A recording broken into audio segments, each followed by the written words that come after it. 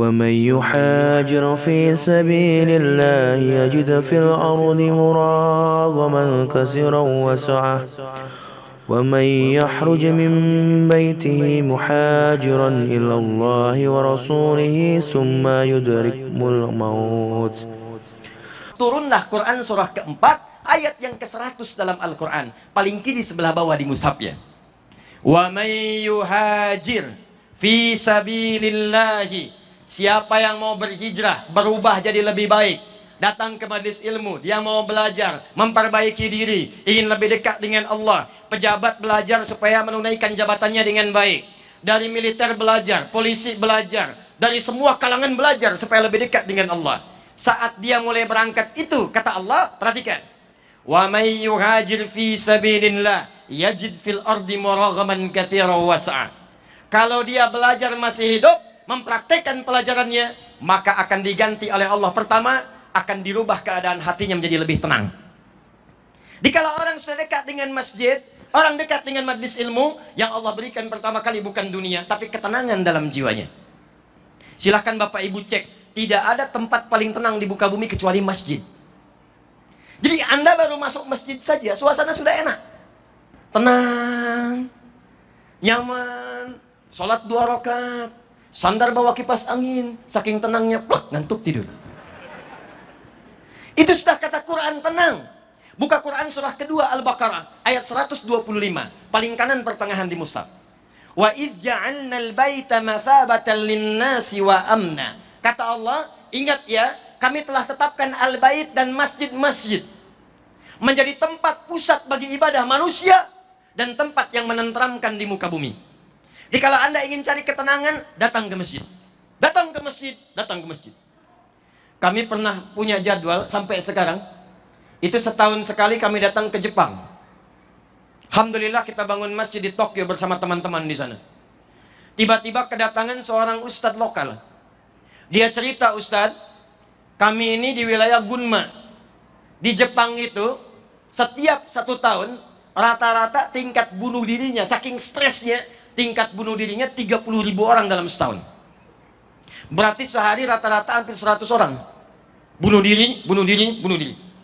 Saya pernah melewati satu tempat ke daerah perbukitan. Di situ kalau setiap hari Anda lewat situ, rata-rata ada 5 orang meninggal. Tiba-tiba, beliau menyampaikan, tapi ada yang lebih dahsyat Ustadz. Satu tempat, itu bunuh dirinya lebih dahsyat dibandingkan dengan Jepang. Di tempat itu kalau sudah orang ingin bunuh diri, maka di setiap tempat akan dilakukan. Capek, bunuh diri di jalan. Capek, bunuh diri di pasar. Satu ketika, karena Pemda setempat melihat sudah tidak beraturan orang bunuh diri, akhirnya dibikin lokalisasi. Tempat khusus bunuh diri. Yang paling unik, jamnya diatur. Jam 10 sampai dengan jam 2. Di kalau Anda datang jam 9 kepagian, datang jam 3 besok lagi. Jam 10 sampai jam 2. Nah, ada yang menarik. Satu kali ada seorang datang kemudian ingin bunuh diri, berpapasan dengan seorang muslim. Ini kisah nyata. Begitu berpapasan ditanya, mau kemana Pak? Bunuh diri. Jam berapa? Jam 12. Oh, sekarang kan masih jam 11 Pak. Mau nggak ikut saya dulu? Saya akan bawa Bapak ke satu tempat yang memberikan ketenangan. Wah, saya takut nanti terlambat. Terlambat bunuh diri. Saya takut terlambat. Kata orang muslim yang tadi, jangan khawatir. Kalau Bapak merasa terlambat, nanti saya ganti kerugiannya. Ikutlah orang muslim ini, tiba-tiba diajak ke masjid. Masya Allah, sampai di masjid, sedang diadakan semacam pengajian. Baru datang ke masjid, diajak duduk di luaran masjid, baru duduk sejenak, saking tenangnya di masjid, mulai tibalah rasa kantuk itu. Bayangkan, orang bukan muslim pun datang ke masjid, baru area sekitaran masjid luarnya, baru duduk merasakan ketenangan, ngantuk, tidur.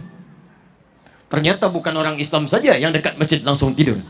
Ada orang pengen bunuh diri, datang dekat masjid, langsung ngantuk, tidur.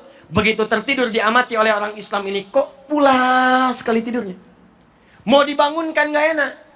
Ternyata bangun-bangun lewat dari jam bunuh dirinya. Lebih daripada jam 2, tiba-tiba terbangun. Begitu bangun ini kata yang muslim, Pak, saya tadi gak enak mau bangunkan, karena tidurnya terasa nikmat dan tenang.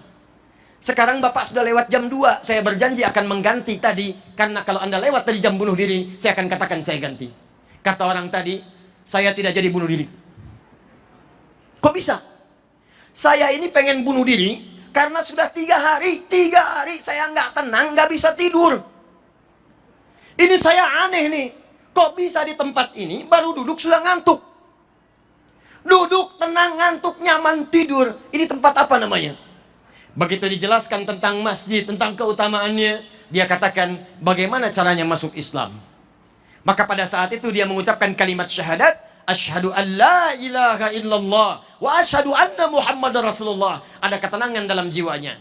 Kisahnya kemudian viral pada saat itu, maka bupati wali kota setempat memanggil yang muslim tadi setelah konsultasi. Di dekat tempat bunuh diri tadi, kemudian didirikan bangunan untuk konsultasi pada seorang muslim tadi. Yang ingin bunuh diri, konsultasi dulu ke sini sebelum dia bunuh diri.